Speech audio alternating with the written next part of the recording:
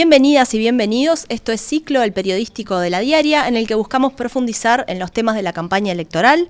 Hoy nos vamos a meter de lleno en nuestra mesa de análisis con todo lo que está pasando en Artigas con la condena de su intendente Pablo Caram. Carlos. Es el tema nacional que ha explotado, ¿no? Y ha explotado fuerte y largo. Y todavía quedan repercusiones. Absolutamente. Hoy nos vamos a meter además con un nuevo espacio. Vamos a estrenar un espacio que tiene que ver con esa posibilidad de leer la realidad internacional, ver el tablero geopolítico del mundo con un experto. Para ello es que va a ser parte del Ciclo Roberto López Belloso. Ustedes saben, es el director de la edición uruguaya de Le Monde Diplomatique, esta prestigiosa publicación francesa. Bueno, hoy nos va a ayudar a entender, a partir del atentado a Donald Trump, cómo se distribuye el juego político de unas elecciones que van a ser en muy poco tiempo.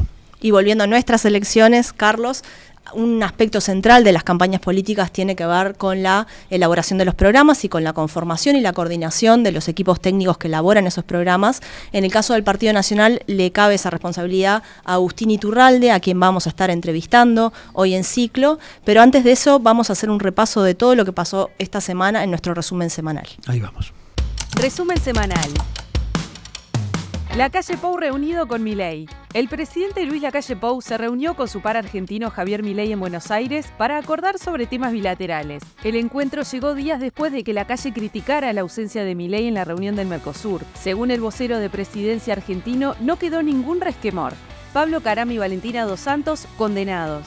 El intendente de Artigas, Pablo Caram, fue condenado por no denunciar irregularidades en el cobro de horas extras en su administración. Cumplirá 14 meses de prisión en libertad a prueba y 4 meses de tareas comunitarias sin sanciones económicas ni inhabilitación para cargos públicos. La diputada Valentina Dos Santos, sobrina de Caram, también fue condenada por este caso y tampoco fue inhabilitada para ejercer cargos públicos. Estoy muy triste y muy dolorida con todo esto.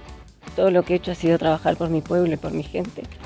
Y si hice cosas que van más allá de mis tareas como diputada, fue simplemente con este afán de trabajar por mi pueblo. Rodolfo Caram, primo del intendente, y su esposa, Estefany Severo, fueron condenados por fraude después de que la Intendencia de Artigas pagara irregularmente cientos de horas extras a Severo.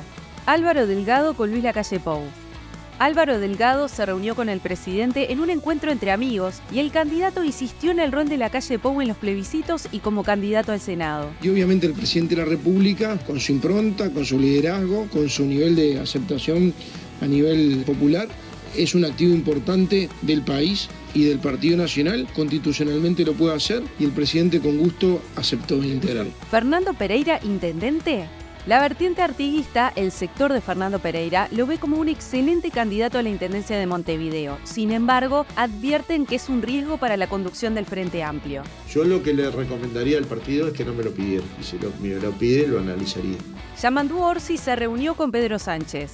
El candidato presidencial del Frente Amplio, Yamandú Orsi, se reunió con el presidente de España, Pedro Sánchez, en Madrid para discutir la hoja de ruta de la izquierda en Uruguay de cara a las próximas elecciones. El encuentro se enmarcó en el compromiso del PSOE y la Internacional Socialista de fortalecer los lazos con partidos progresistas en América Latina.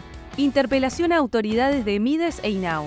La bancada del Frente Amplio ha resuelto presentar una moción de interpelación al ministro de Desarrollo Social junto con la presencia de las autoridades del INAU a los efectos de analizar y asumir responsabilidades sobre lo que está sucediendo en el país en el Sistema Nacional de Protección de Niñas, Niños y Adolescentes. El Frente Amplio quiere explicaciones sobre casos como el del adolescente que bajo cuidado del INAU fue víctima de explotación sexual y falleció tras una cesárea por un parto prematuro. Hay muchísimos casos, también con nombre y apellido, de vidas rotas.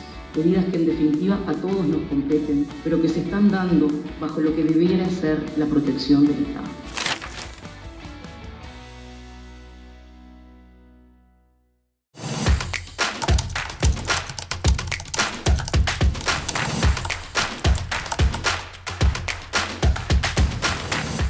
Coordinar un equipo técnico que sea capaz de elaborar ideas para un programa de gobierno es definitivamente uno de los pasos más importantes de una campaña política electoral.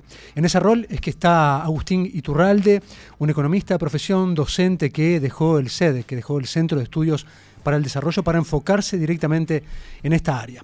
Muchísimas gracias por acompañarnos, Agustín. Bienvenido a Ciclos de la Diaria. Quiero saber cómo viene desarrollándose este trabajo de coordinación y cuáles son los puntos coincidentes y discordantes dentro de los distintos sectores del Partido Nacional, bueno, de cara a armar un programa de gobierno. Bueno, buenos días, buenas tardes para todos. La verdad, un gusto enorme estar acá. Muchas gracias por la invitación. Y bueno, viene siendo una actividad por ahora bastante grata, bastante, la verdad, natural. Creo que hay un proceso de convergencia programática. Yo diría casi que a nivel de la coalición lo veníamos verificando en la interna en distintos temas que muchas de las cosas que poníamos en este documento que tengo acá, que es el programa de la interna de Álvaro Delgado, en distintos temas, como que la coalición viene teniendo un proceso natural de convergencia programática. Y bueno, obviamente dentro del Partido Nacional es más intenso aún. Y bueno, en muchísimas de las cosas son cosas que están repetidas, ¿no? Típicamente el tema del costo de vida y cómo hacemos para que Uruguay sea un país más barato. Ahí hay un énfasis muy grande tanto en nuestro programa como en el programa de Laura Raffo, en el documento programático de Laura Raffo. Bueno, en temas de competitividad, en temas de inversión en primera infancia, en cuanto a políticas sociales, en términos de empleo y en particular de los problemas de empleo juvenil y de baja calificación. Hay como una batería de temas que aparecían a lo largo de los distintos documentos programáticos de los candidatos, bastante reiterados. Y obviamente hay algunos, los menos, temas que sí, hay alguna cosa como para laudar, pero se está dando realmente en muy buen ambiente, muy buen ambiente de trabajo, con mucha participación de todo el mundo. Obviamente fue una interna que tuvo un resultado y el resultado pesa en esto, no podemos obviarlo, pero más allá de eso, como son muy poquitos los temas donde hay diferencias contradictorias, digamos, hay temas que son posiciones contradictorias, más bien lo que se está dando es un proceso de enriquecimiento de las distintas propuestas. Bueno, nosotros tenemos esta como base, con una cantidad de ideas que están viniendo de compañeros técnicos de otras candidaturas del Partido Son Nacional. más de 40, ¿no? Equipos técnicos que están trabajando. Exactamente, eso era como la cantidad de grupos que teníamos en la interna en Uruguay para Adelante, que es el sector que promovía la candidatura de Álvaro Delgado a la interna. Y ahora, bueno, en esos grupos se sumaron compañeros de las otras candidaturas. Y bueno, hubo una etapa corta ahora de unos 15 a 20 días donde se reabrió ese trabajo en grupos para, bueno, cada grupo de deporte. A ver qué decía en deportes el programa de Álvaro Delgado, el documento de Laura Raffo, qué propuestas tenía Gandini, Carlos Gefiliola, Roxana Corrán. Y bueno, elevar una propuesta de reacción final del tema deportes, de la sección deportes para el programa. Y eso fue una etapa de esto de 15 a 20 días, que está terminando ahora por estos días, que se está dando bastante bien en casi 40, más de 40 grupos. Y bueno, ahora nos va a quedar a mí y al equipo de reacción, a la mesa de coordinación del programa, de los equipos técnicos, darle la reacción final a los temas. ¿Y luego lo termina aprobando el candidato Álvaro Delgado, esa versión final? ¿O es algo común también de todos los anteriores precandidatos, digamos, del Partido Nacional que terminan aprobando ese documento? ¿Cómo se hace el proceso final de aprobación? Bueno, a ver, así hay una parte más informal y una parte más formal, ¿no? La aprobación formal es de la convención del Partido Nacional, la convención nacional que va a sesionar el 10 de agosto, muy probablemente, que también tiene que elegir la candidata a la vicepresidente, que hoy asumimos todos que la candidata a vicepresidenta es Valeria Ripoll, pero obviamente eso todavía no es formalmente así. Formalmente sí, Álvaro Delgado es el candidato único del Partido Nacional, porque tuvo más del 50% de los votos a la interna. Tiene la candidata a vicepresidenta tiene que pasar por la convención. Bueno, lo mismo. Además, esa misma convención tiene que aprobar el programa único. Es un requerimiento de la Corte Electoral. Se sabe poco y se comenta poco que los partidos envíen un documento programático, un programa, una plataforma, que se queda colgado en la página de la Corte. En general no es como accede la gente a este tipo de documentos, pero bueno, formalmente está el requerimiento. Y esa es la aprobación formal. Y sobre ese mismo trabajo, quiero preguntarte, la convención que tiene que aprobar, ¿no? Esta figura de la vicepresidenta, ¿hay también parte de tu trabajo de coordinación de convencer a los distintos sectores o no estás involucrado en eso? No, la participación de los sectores es en esto. Es programática. Es programática. Los técnicos que trabajan los grupos y la mesa de coordinación tiene un representante de cada candidato. Está participando, Valentina Arlegui es la que participa de parte del sector de Laura Raffo, y bueno, compañeros de todas las candidaturas, que son los que tenemos el trabajo final de darle la reacción final. Ahí está como la participación por sector. Hay una parte informal que Natalia me preguntaba, que es claramente en diálogo con Álvaro Delgado y con Valeria Ripoll, con los dos, que bueno, en la interna teníamos un borrador del documento. Álvaro, en este tema para mí hay que poner tal cosa, ¿cómo lo ves? Tal tema, acá puede ser un poco arriesgado, capaz que hace algún ruido, pero para mí, bueno, hay naturalmente un diálogo con el candidato que se tiene que sentir cómodo, que es permanentemente la mayoría de los temas ya hemos conversado de los distintos temas, entonces bueno, hay un conocimiento que uno va adquiriendo, ¿no? Con el político en este caso que es el candidato.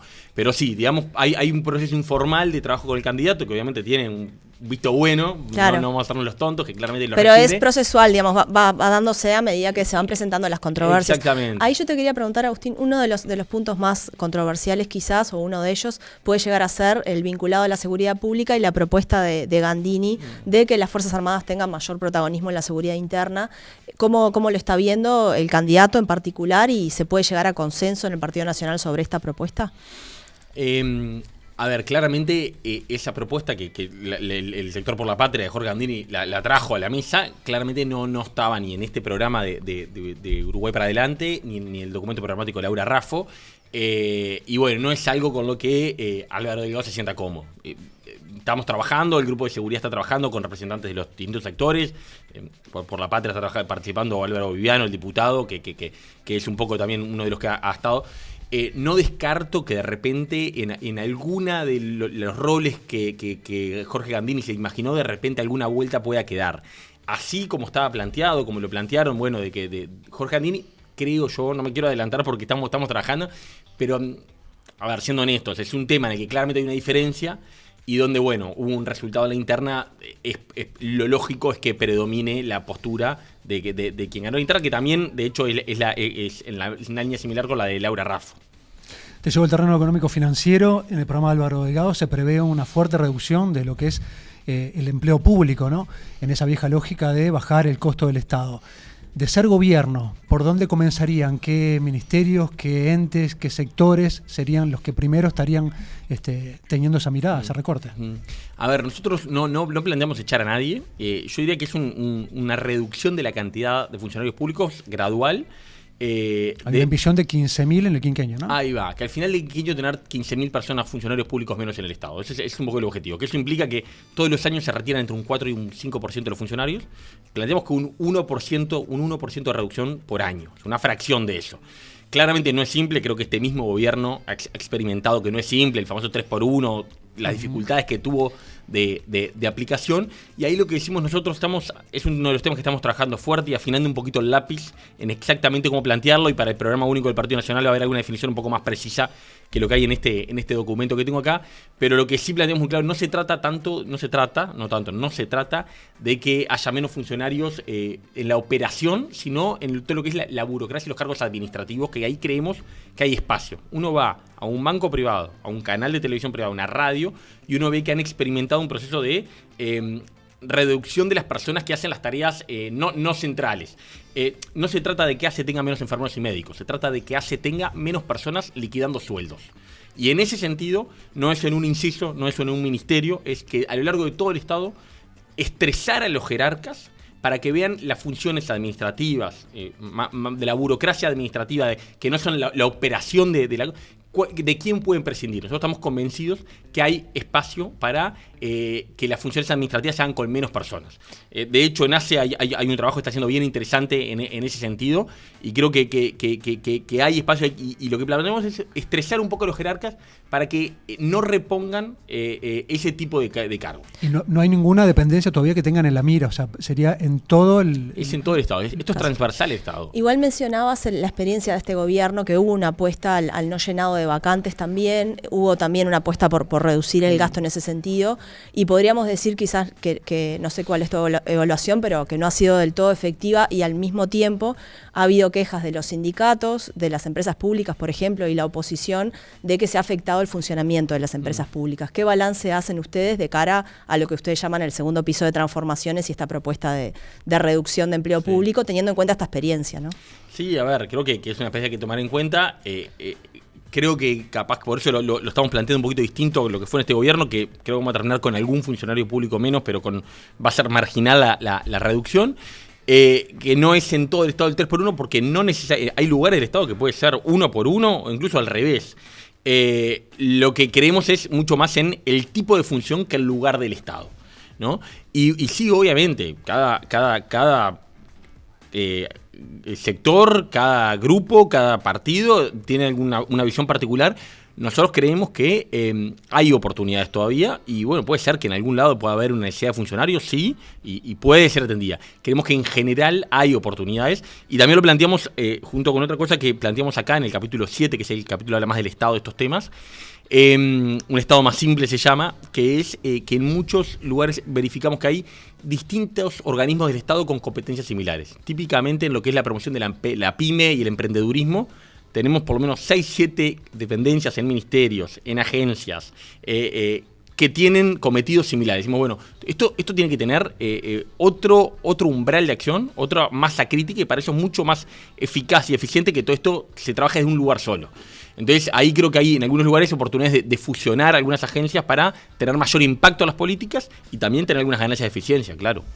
Siguiendo con el tema también económico, hay otro de los puntos centrales. Vos mencionabas recién el tema de la pobreza infantil, si no me equivoco.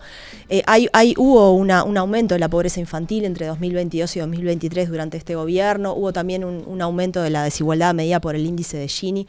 ¿Lo consideran como un debe eso de este gobierno? Y en caso afirmativo, ¿qué acciones están proponiendo para afrontar este problema? A ver, con el tema de pobreza infantil, nosotros creemos que en este gobierno se puso por primera vez un foco que no estaba. El bono crianza es una política específicamente destinada a eso, bastante innovadora, que es una transferencia, pero destinado exactamente a ese sector.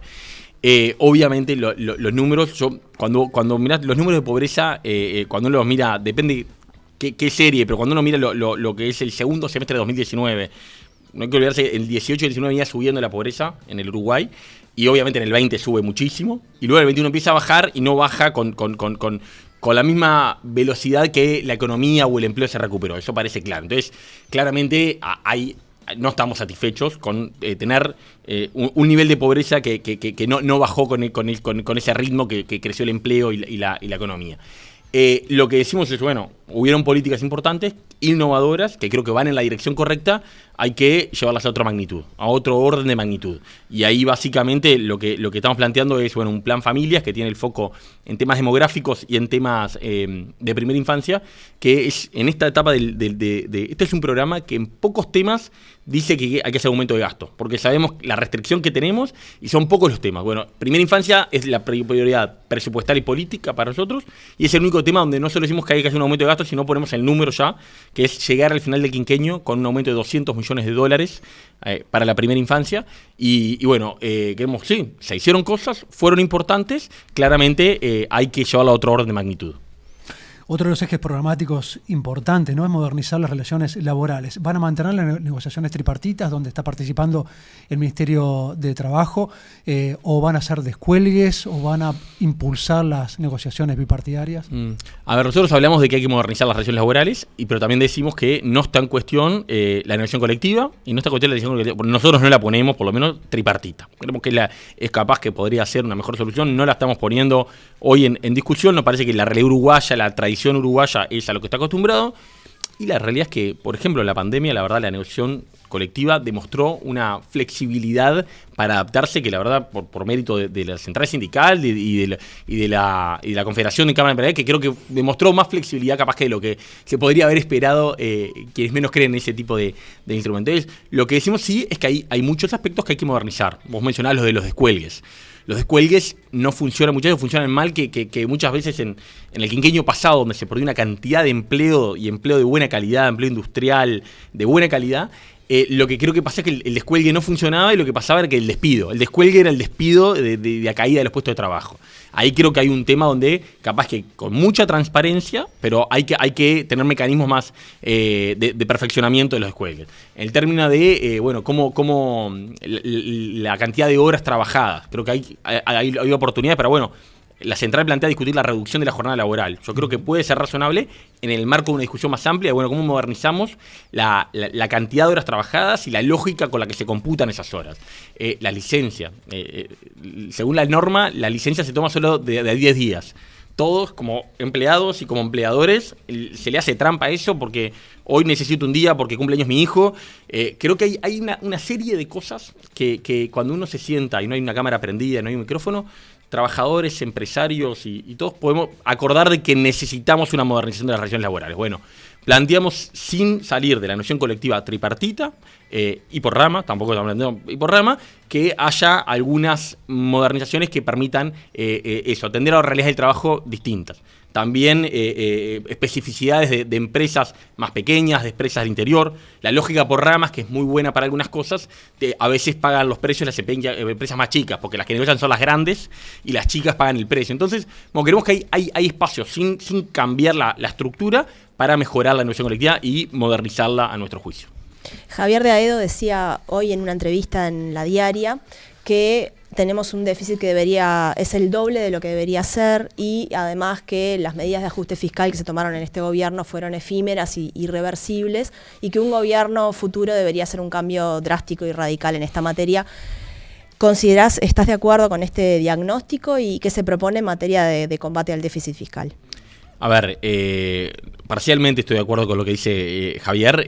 Creo que claramente tenemos un déficit que este año va a ser mayor de lo deseable. A ver, no se va a cumplir la red fiscal en todos sus términos. Probablemente en 2 de los 3 objetivos, en 2 este año no se va a cumplir.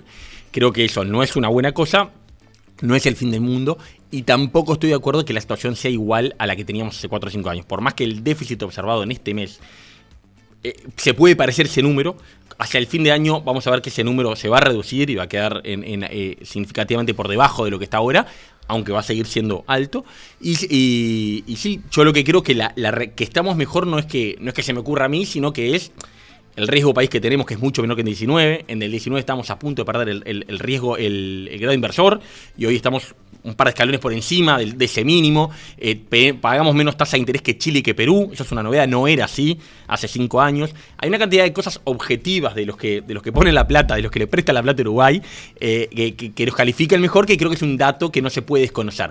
No implica que no estamos en una situación óptima, es notorio, y sí, hay que buscar. Ahí nosotros en la mejora de las posibilidades de ahorro manejamos un par de temas que los ponemos, que uno es, los funcionarios públicos. Creo que es una cosa de impacto que es trabajosa porque hay que encontrar esas personas, pero creo que tiene un impacto bien significativo.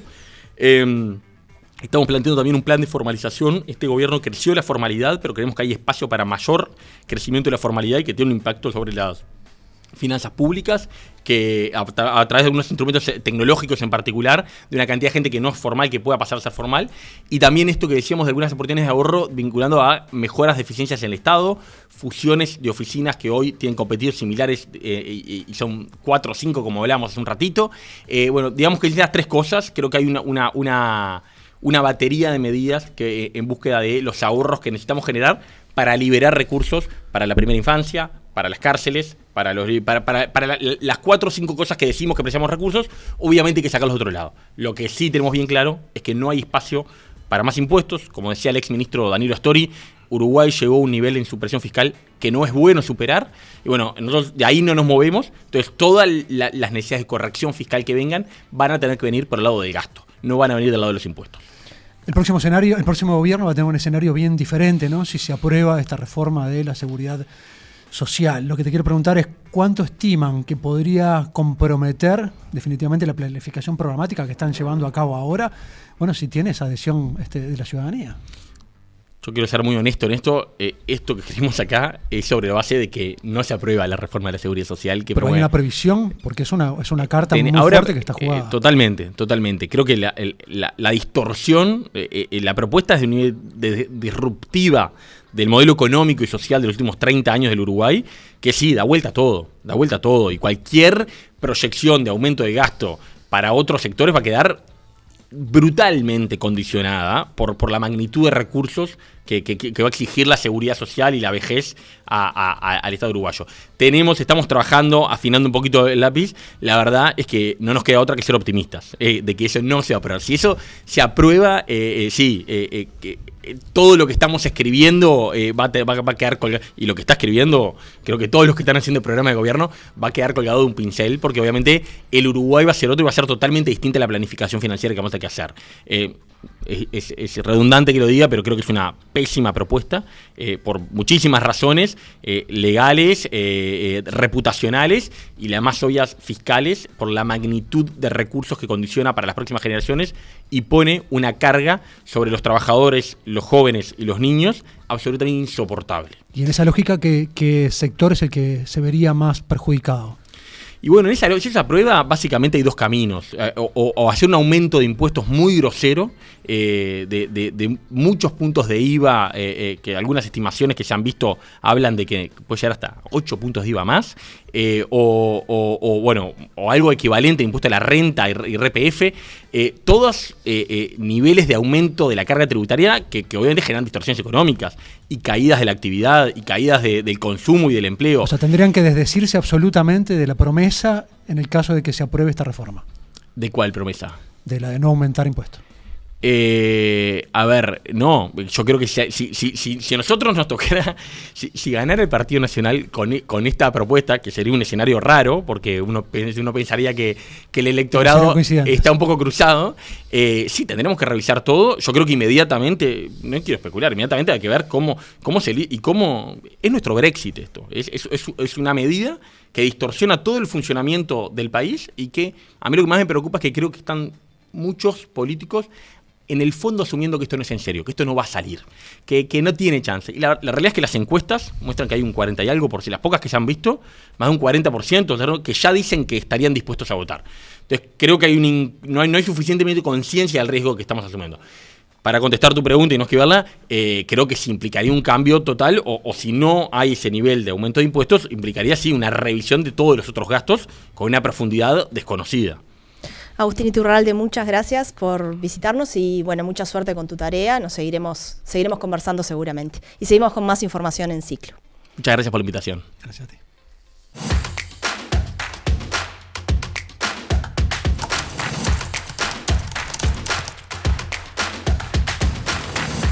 La condena del intendente de Artigas, Pablo Caram, y de la diputada Valentina Dos Santos, su sobrina, volvió a poner el tema de la ética y la política arriba de la mesa y en el centro de la discusión al Partido Nacional. Para hablar de este tema hoy recibimos con mucho gusto en nuestra mesa de análisis a los periodistas Antonio Ladra y Marcelo Pereira. ¿Cómo están? Bien. Y a Ricardo Gil Iribarne, ex integrante de la Junta de Transparencia y Ética Pública. Bienvenido, Ricardo. Gracias. Primero que nada, una aclaración, porque las condenas tanto de Caram como de Dos Santos fueron sin penas de inhabilitación, porque estos delitos por los cuales fueron condenados no tienen penas de inhabilitación, y ahora resta ver si el Poder Judicial libera un oficio a la Corte Electoral para que se le suspenda la ciudadanía, que es lo que corresponde en estos casos, porque son penas de prisión. Se suspendería la ciudadanía tanto de Caram como de Dos Santos y en ese caso estarían inhabilitados a ejercer oficios, empleos públicos, digamos, y entre ellos, por ejemplo, la asunción de la intendencia de Artigas, que estaba prevista. Valentina Dos Santos tenía previsto asumir la intendencia de Artigas este viernes, pero bueno, en función un poco de la decisión también de la Corte Electoral podría quedar inhabilitada para hacerlo, y también el actual intendente podría quedar inhabilitado a presentarse en una campaña a la Diputación. Entonces resta todavía definir un poco eso y que eso se concrete. Antes de empezar con la discusión, los invito a ver un video donde en su discurso de asunción el intendente de Artigas, Pablo Caram, habla de la importancia de la confianza. Recordemos que Pablo Caram además fue el intendente más votado de la historia de su departamento en 2020. Somos fanáticos de hacer más que de hablar. Por esa razón le pedimos la confianza. Y más allá de las dificultades que se agravaron por la pandemia, sepan que siempre estamos dispuestos a trabajar el doble o el triple si es necesario para poder superar a nuestro querido departamento de Artigas. Pablo generó algo que es intransferible en la actividad política y en la actividad institucional, que es la confianza para un gobernante. Y si te ganaste la confianza de la gente de Artigas por segunda vez y con más margen que la primera, es porque hiciste las cosas bien. Bueno, me gustaría que introduzcamos de alguna manera este término de la confianza y vinculado a la ética y vinculado a los resultados electorales en esta discusión. Quería recordar también que lleva mucho tiempo también los cuestionamientos a la actuación de Caram en la Intendencia de Artigas. Hubo un cuestionamiento de la JUTEP en 2020 directamente por un negocio con algunas empresas que tenían vínculos con funcionarios de la Intendencia. Hubo también una reprimenda, digamos, en 2018, una investigación en 2018, cuando, bueno, se acusaba también al intendente de contratar a familiares en la Intendencia, y esto entonces lleva mucho tiempo de discusión. Sin embargo, como decíamos, el intendente tuvo un gran caudal de votos en 2020. Entonces quería consultarles a ustedes, bueno, ¿qué efectos electorales tienen o no tienen este tipo de circunstancias y de hechos, irregularidades y en algunos casos corrupción en la decisión de los votantes y en la campaña electoral concretamente? Sabés que, mirá, cuando decías desde cuándo viene, hace 6 años y medio que sacamos un informe con Ileana da Silva, que la llamamos el árbol genealógico de la Intendencia de Artigas, porque justamente ahí empezaron los primeros cuestionamientos. Cuando el intendente era Pablo Caram, la directora de Cultura era Carolina Gómez, que era la pareja de Caram, ahora la esposa, el director de Desarrollo Rodolfo Caram, primo del intendente, exdiputado que aparece ahora también involucrado, el secretario general Augusto Rodríguez, primo del cuñado del intendente, Valentina dos Santos Caram era la directora general, sobrina del intendente, Omar Vicera, encargado de proyectos, era la pareja en aquel momento de Valentina dos Santos, el director de tránsito, Gustavo dos Santos, primo del cuñado del intendente, y Manuel Caram, primo del intendente y asesor en desarrollo. O sea, eso era el árbol genealógico, o todo por la familia, como le decidimos llamar un poco, porque era lo que ocurría allí en la Intendencia de Artigas. Después, a nadie le importó mucho eso, ¿no? Es una manera peculiar de entender la confianza, ¿no? Sí, en un momento Caram, más que en los familiares, ¿no? Claro, en un momento Caram dijo, y los Caram somos 53 o 59, dice, en la Intendencia tengo a 3 solamente. O sea, era una cosa que, bueno, se manejaba así. Y después vino lo de la JUTEP, justamente porque había en el 2020, que también en enero, parece que es en verano las cosas, ya no sé si será el calor de Artigas o qué, pero 3 empresas que integraban el gobierno departamental tenían vinculación con familiares de Caram o gente del partido en aquel momento, lo que sea. O sea que esto no es nada nuevo y no fue castigado. Fue el más votado, 34.000 votos, el más votado en la historia de Artigas. Así que, yo qué sé, es como peculiar esto y lo podemos llevar a otros lugares, ¿no? Porque Colonia, claro, Carlos Moreira, después lo votaron y lo habían sacado de la lista, o sea, él se había ido. Para mí el problema ahí es cuando se interpreta que la votación clausura los expedientes judiciales, claro, y clausura la discusión ética, como si... Porque digo, ya que hoy es 18 de julio, ¿no? Bueno, la Constitución habla de las autonomías departamentales, pero también dice que los derechos y las garantías son para todos, ¿no? Claro. No es como Estados Unidos, que uno cruza la frontera interna y una cosa deja de ser delito y pasa a ser delito otra cosa. Digo, acá hay una sola ley. Y tanto en el caso de Moreira como en de Caram, yo creo que es importante tener presente eso, que las autonomías no corren para esto. No hay autonomía ética ni autonomía legal de los departamentos. Pasa que ahí tenés varios planos, ¿no? Es decir, por un lado, empezamos hablando de las condenas de estos días, que son delitos.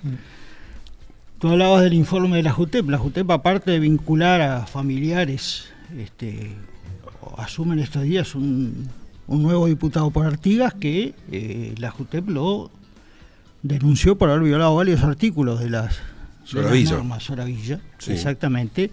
Y mencionaste a Vicera también.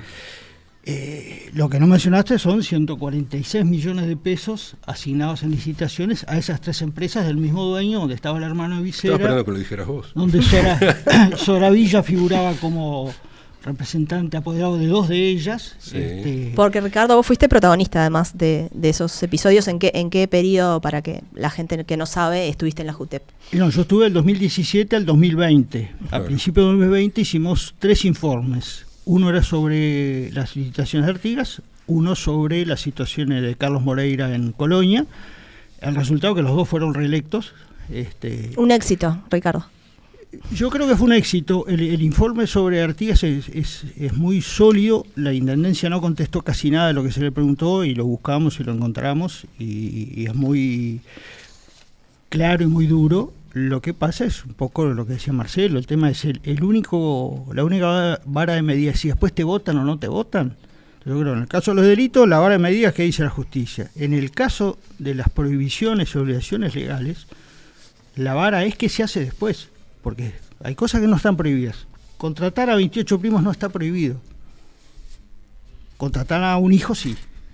Entonces, lo que no está prohibido lo dejamos para después, pero lo que está prohibido tendría que tener una consecuencia. Y en ningún caso la tuvo.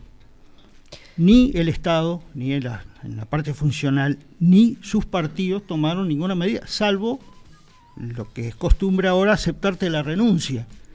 Como se decía en la época vieja, el que se va sin que lo echen, vuelve sin que lo llamen.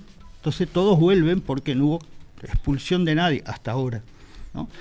Bueno, Moreira. Bueno, el caso de Moreira es el más claro. Las papas quemaban en la campaña. Hay muchísimos casos. Nosotros renunció al Partido Nacional. Tuviste 2 renuncias ayer. Después volvió. Ayer tuviste 2 renuncias de gente que ha sido procesada en estos días. ¿Qué es eso? Voy a volver. Entonces, el tema es ver qué hace su partido. La historia en estos años es que no se hace nada. Yo creo que eso es preocupante. Y lo otro que en aquel momento lo planteamos y no le gustó al sistema político es, hay cosas que no están prohibidas y que no hay que hacerlas. Contratar toda la familia en Artigas no está prohibido. No, pero éticamente... Claro, pero te dicen, no, pasa que la ética es un problema de cada uno. Y yo te digo, no, la obligación de un funcionario público es responder ante el ciudadano y no generar más escepticismo. ¿Genera desconfianza? Porque esa es la pregunta también.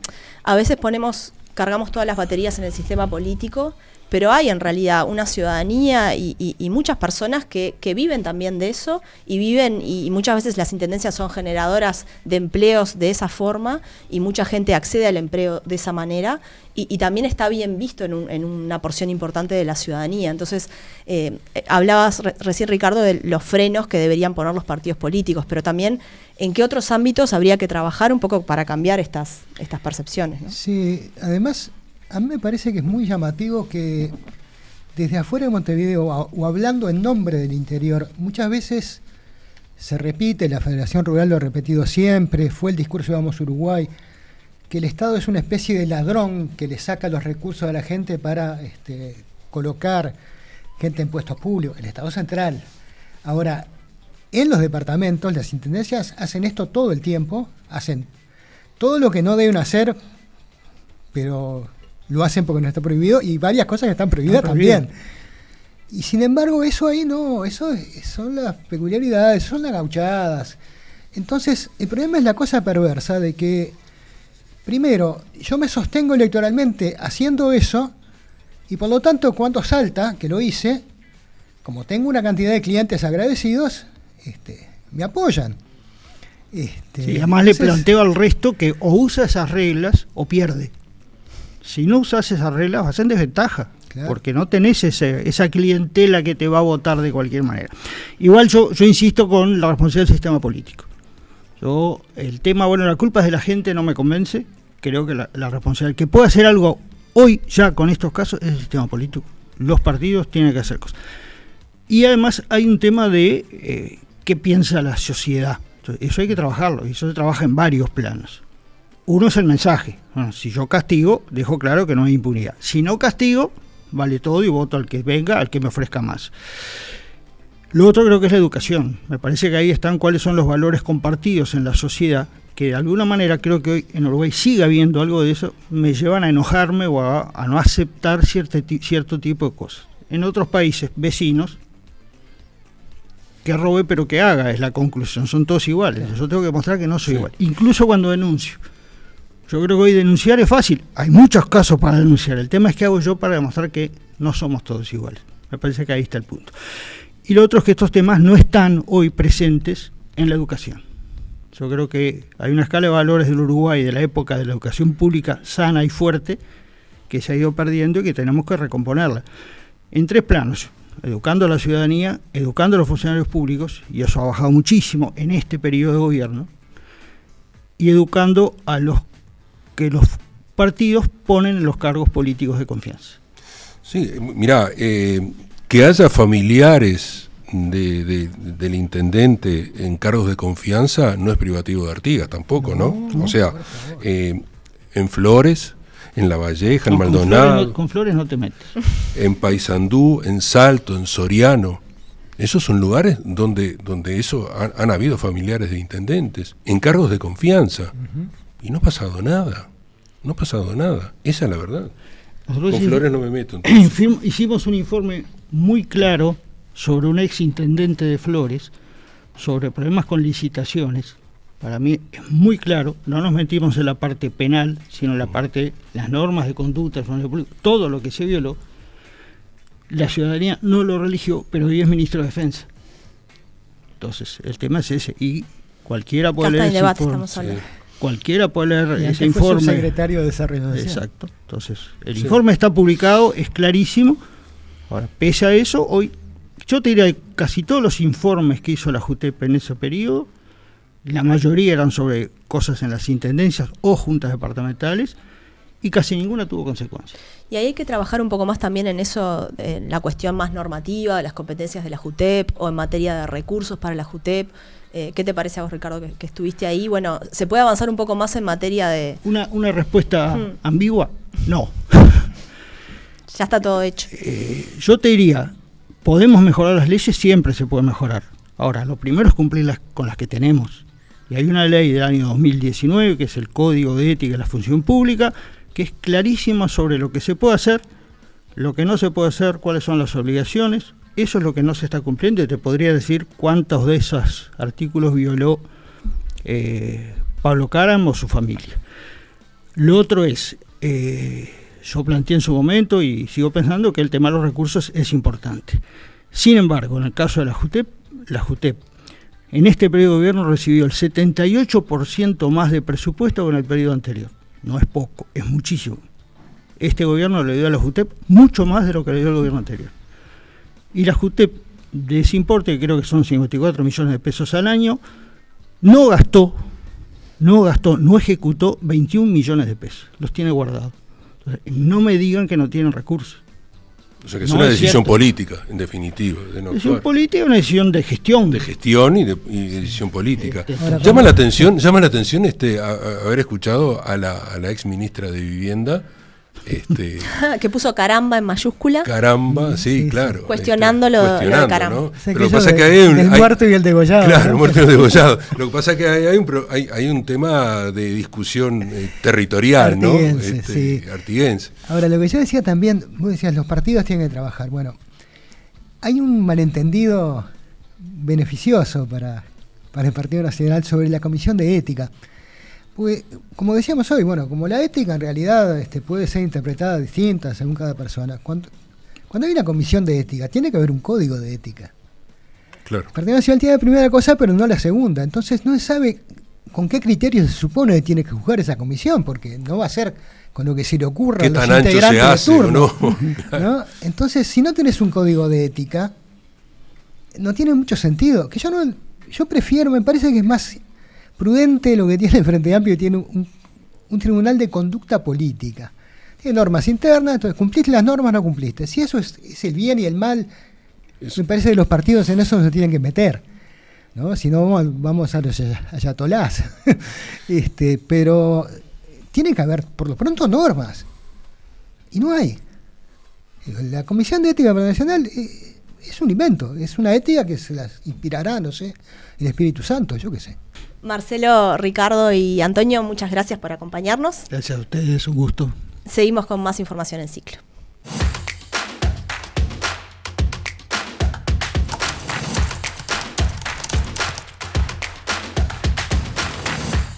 La realidad internacional es tan dinámica que nos sorprende cada día. Por eso, desde marzo del 2022, en La Diaria, tenemos una edición uruguaya de Le Monde Diplomatique, una publicación francesa legendaria con más de 50 años de trayectoria, de recorrido, y además con una versión en más de 30 países. Y es por esa razón que hoy convidamos a la participación de Ciclo a Roberto López Belloso, el director de esta publicación en Uruguay, para que nos traiga la visión de Le Monde Diplomatique y esa visión en profundidad de la realidad internacional. Bienvenido. Muchas gracias. Sí, la verdad que es un gusto estar acá con ustedes. La edición uruguaya de Le Monde Diplomatique se inscribe en una suerte de red de periódicos independientes que tienen esa marca internacional como paraguas, pero que básicamente buscan analizar la realidad internacional en profundidad en tiempos que son particularmente complejos y que requieren de una mirada mucho más a fondo que lo que habitualmente se requería, ¿no? Esa paradoja que todos los periodistas conocemos de que ante esa abundancia de información, en realidad tenemos la sensación de estar cada vez más desinformados.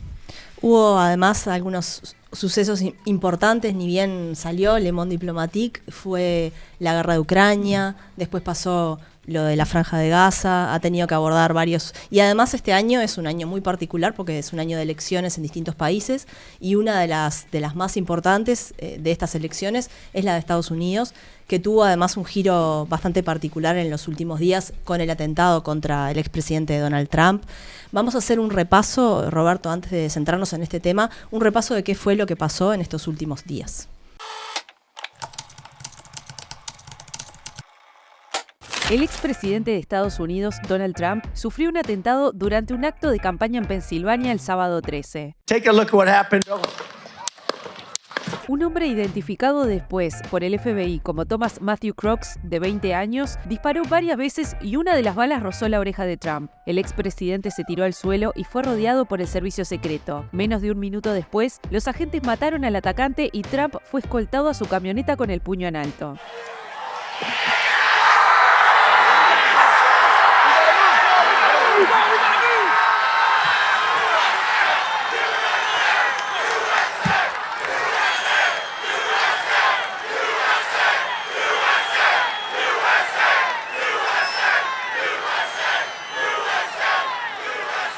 Días después apareció con la oreja vendada en la convención del Partido Republicano, donde fue proclamado candidato a la presidencia. Sobre este hecho habló su principal contrincante, el actual presidente Joe Biden. A former president was shot, an American citizen killed. We cannot, we must not go down this road in America. We've traveled it before throughout our history. Violence has never been the answer. En realidad, la elección de Estados Unidos siempre es una elección importantísima para el mundo, por razones obvias. Creo que en este momento es particularmente trascendente, por dos razones. Primero, porque Estados Unidos está en una posición, por primera vez en mucho tiempo, de gran debilidad en el terreno internacional. China, como potencia desafiante, está cobrando cada vez más fuerza y en algo que para mí es una buena señal para el mundo, el sur global está adquiriendo una peculiaridad y una particularidad muy especial, sobre todo con el liderazgo de Lula, que es el que tenemos más cerca, pero también con una suerte de nueva situación en Asia, con India, asumiendo un protagonismo que no tenía hasta hace, digamos, 10 años. También Sudáfrica, que había amenazado, en el buen sentido del término, con ser un Brasil africano, ahora ha tenido algún paso atrás probablemente, pero sí podemos hablar por primera vez en 10 años de un sur global que está generando una multipolaridad. Por lo tanto, es crucial la elección de Estados Unidos para ver cómo el nuevo gobierno estadounidense se sitúa ante esa particularidad. El segundo elemento que hace que estas elecciones sean tan importantes es la posibilidad de que Donald Trump vuelva a la primera magistratura de ese país. Una posibilidad que no es inevitable, pero que es bastante probable. Una elección que dé a Trump como ganador probablemente va a generar una gran un gran ruido de fondo en todo lo que son las relaciones internacionales. En lo más evidente, tú nombrabas, Natalia, hace unos instantes el tema de la guerra de Ucrania, el tema de la situación en la Franja de Gaza, pero eso es lo que está un poco más en los titulares. En realidad todo lo que son los convenios internacionales, la protección del medio ambiente, el funcionamiento del mundo como una comunidad organizada de países puede llegar a estar bastante hackeada con un nuevo periodo de Donald Trump. Les decía que no es inevitable, porque si bien el Partido Demócrata parece estar bastante debilitado con un Joe Biden muy añoso, con dificultades para incluso las funciones más elementales de lo cognitivo, lo cual parece... Ya es alarmante. Y los propios integrantes del Partido Demócrata, algunos de ellos están pidiéndole que abandone la candidatura. Están muy preocupados y yo creo que con razón.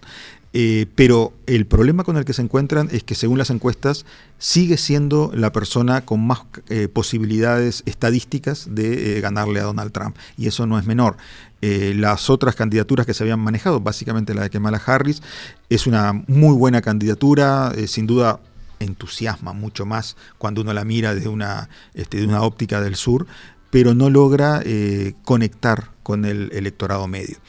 El principal desafío que tiene Trump hoy no es ganarle a Biden solamente, sino que Robert Kennedy Jr. no vote bien. Es un tercer candidato que está muy lejos en la carrera, pero tiene un 10% de intención de voto, que para un tercer candidato en Estados Unidos es bastante. Si bien él es un desprendimiento del Partido Demócrata, no solamente porque forma parte de la dinastía Kennedy, que ya de por sí en el Partido Demócrata es como decir un nombre que ya tiene un recorrido muy asegurado y una suerte de aristocracia dentro de la democracia estadounidense, sino que además él era un competidor de la interna demócrata, desafiando en cierta medida la candidatura de Biden, pero es un personaje muy peculiar, es antivacunas, es muy enamorado de las teorías de la conspiración, por lo tanto conecta mucho más con el votante potencial de Trump que con el votante de Biden. Entonces, un buen desempeño electoral de Robert Kennedy Jr. puede quitarle votos a Trump en una elección bastante pareja. Estamos hablando de un 45-43, hay 2 puntos, 3 puntos de diferencia a favor de Trump. ¿Y este atentado contra Trump puede llegar a tener algún efecto, te parece, Roberto, en la campaña? Yo creo que es muy favorable a Trump. Hay una cuestión indudable dentro de lo que es la mitología arquetípica del héroe, ¿no? Que es cuando vuelve de la muerte. En la cultura greco-latina existía, pero en la judeocristiana mucho más. Digo, la resurrección del Mesías es como un elemento fundamental para los arquetipos occidentales. Y Trump, por más que fue un balazo, un rasguño en la oreja, volvió de la muerte. Esas imágenes tan icónicas, ¿no? De él levantando su puño con la bandera de Estados Unidos flameando detrás, o sea, tiene el encuadre perfecto para un regreso de la tumba, muy similar a lo que pasó con Bolsonaro, ¿no? O sea, muy similar, ¿no? Las características también de... ¿Verdad? Menos afectación física, ¿no? Porque lo superó rápidamente, ¿no? Además. Sí, fue más grave lo de Bolsonaro. Pero sí que en el hecho, en el mismo episodio, como que se desarrolló muy rápidamente y esa imagen victoriosa, ¿no? Se concretó rápidamente, incluso hasta dudando del servicio secreto, ¿no? Que debería haber como ocultado más rápidamente al candidato, ¿no? En este caso logró hasta emerger, levantar su puño. Sí, hay una investigación en curso sobre cómo pudo suceder ese atentado. Y además, si nosotros lo comparamos y lo contrastamos con un Biden añoso y con dificultades para moverse y cognitivas, bueno, Trump parece 20 años más joven después de este atentado, ¿no? Decías, Roberto, que bueno, todo lo que podía llegar a generar el hecho de que Trump asumiera como presidente en Estados Unidos, pero Trump ya fue presidente de Estados Unidos. ¿Qué características distintas tendría? Tenemos un Trump 4.0 asumiendo, eventualmente si gana las elecciones, porque en realidad ya tenemos la experiencia del Trump presidente de Estados Unidos, ¿no? Y tampoco fue, digamos, un colapso de del orden mundial ni de sus vínculos, los vínculos de Estados Unidos con el resto de los países y con las potencias, ¿no? Sí, es verdad, es verdad. Tenemos dos características nuevas que pueden llegar, si miramos el diario el miércoles, porque curiosamente las elecciones de Estados Unidos son un martes, en vez de ser un domingo como estamos acostumbrados en el resto del mundo. Si miramos el diario del miércoles 6 de noviembre y nos imaginamos un Estados Unidos con Trump habiendo ganado las elecciones, para mí hay dos diferencias fundamentales. La primera es su vicepresidente. J.D. Vance es una figura muy joven, una figura con un enorme potencial. No tiene que construir una leyenda, sino que él ya de por sí en su trayectoria vital nace de una leyenda. Hay una película en Netflix que es Elegía Rural, que está protagonizada por Glenn Close, que es la historia, su biopic, ¿no? La historia de su vida, un abogado exitoso, joven, que proviene de una familia pobre, estadounidense, muy similar al votante de Trump típico, alguien que era antitrumpista, que decía Trump es el Hitler moderno y que hoy lo abraza con sus dos brazos o más, si fuera una deidad hindú. Entonces es una figura que puede llegar a implicar el riesgo de que tengamos un trumpismo sin Trump un par de periodos más. Entonces ahí podemos tener ese riesgo. Ese es el primero, que por primera vez está bien acompañado. Y el segundo riesgo es que puede afectar otras crisis en curso. Un Trump en el poder con la guerra de Ucrania en desarrollo puede implicar no solo la tentación, sino ya una realidad de que Europa comience a armarse mucho más, que la OTAN empiece a tener para ciertos resquebrajamientos. Se puede fortalecer el peor sector en términos de antiderechos europeo, como es la Hungría de Orbán. Creo que puede generar más resquebrajamientos de los que generó en su primera presidencia. Muchísimas gracias, Roberto, por este espacio, y vamos a seguir teniendo espacios de Le Monde Diplomatique para seguir analizando otros países que también tienen contextos electorales en este año. Así que gracias, Roberto, y seguimos con más información. Un placer, Roberto, gracias. Lo mismo digo.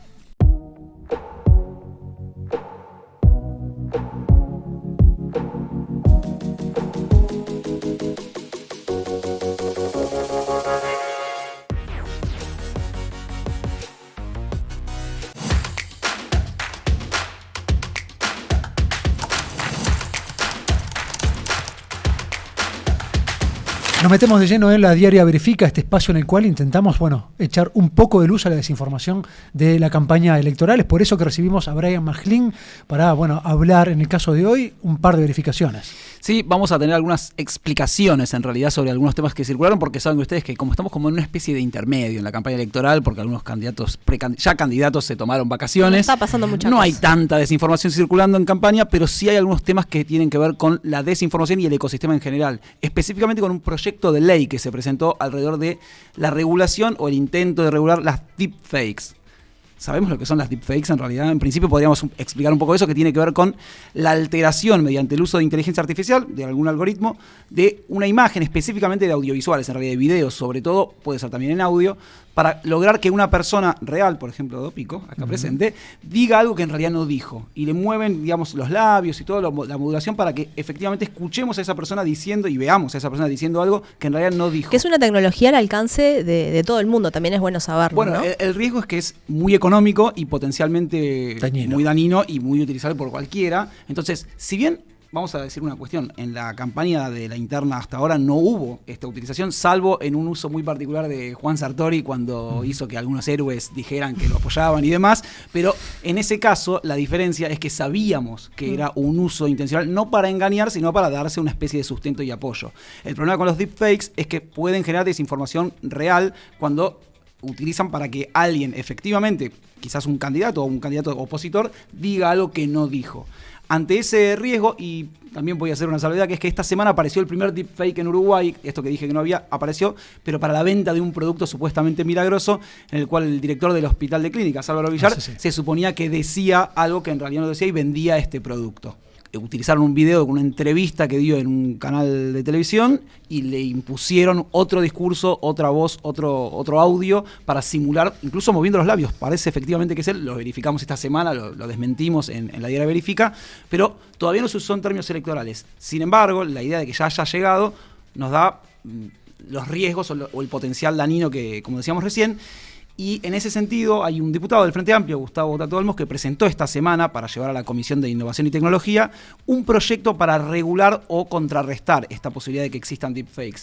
Y lo más novedoso de este proyecto, porque ya había habido otros proyectos anteriores. El de Goni, Rodrigo Goni. Exacto, Goni, con la firma también de Sebastián Cali y demás, habían presentado un proyecto que tiene una diferencia principal, aunque Goni hablé esta semana y me dijo, tenemos el mismo objetivo, estamos muy contentos con esta presentación de Tato Olmos. Tenía una diferencia principal, que es que el de Goni atacaba un eslabón de la cadena diferente, que era aquel que difundía una desinformación. Y uno de los principales problemas que quizás tenía el proyecto y que estuvimos hablando... No solo incontrolable, sino que además la idea de difundir desinformación o compartir desinformación puede ser intencional, efectivamente, para dañar y generar una desinformación. O ingenua, totalmente. O ingenua. Uno puede recibir una fake, una desinformación. Replicarla. De hecho, la mayoría de quienes la mayoría de las comparten viralizaciones es por eso, exactamente. Entonces, la diferencia es que este proyecto de Tato Olmos ataca otro eslabón de la cadena, que es las plataformas, aquellos medios por los cuales se difunde la desinformación.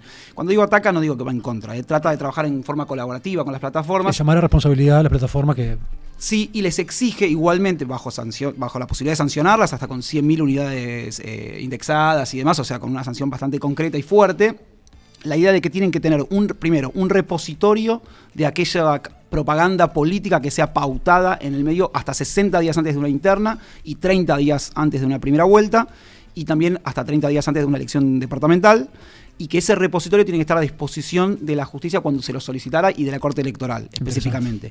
Pero además también exige que tengan que tener un registro de todo aquello que vayan censurando o bloqueando y explicitando qué cuentas son censuradas o bloqueadas o qué desinformaciones son bajadas durante el periodo electoral. Para hacer un registro de antecedentes, de alguna manera. Sí, y también para que las personas que bajaron mejor dicho, las personas que emitieron estas desinformaciones sean alcanzadas por la justicia. Obviamente para eso lo primero que tiene que pasar es que un ciudadano cualquiera denuncie la circulación de desinformación y que efectivamente se verifique que haya sido desinformante y entonces la plataforma actúe. En ese caso, la justicia de primera instancia y de segunda instancia, el tribunal en lo civil, según la ley que mandó como proyecto a Tato Olmos, son los responsables de llevar adelante esos procesos.